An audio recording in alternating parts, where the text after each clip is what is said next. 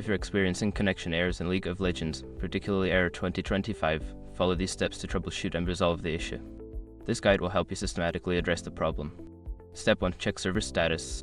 Visit the official League of Legends server status page to see if there are any ongoing maintenance or outages. If the servers are down, you will need to wait until they are back online. Step 2. Restart your router. Power cycle your router by unplugging it for about 30 seconds and then plugging it back in. This can help refresh your internet connection and resolve any temporary issues. Step 3. Disable firewall and antivirus. Temporarily disable your firewall and antivirus software to see if they are blocking the game's connection. If the game works after disabling them, you may need to add exceptions for League of Legends in their settings. Step 4. Reset network settings.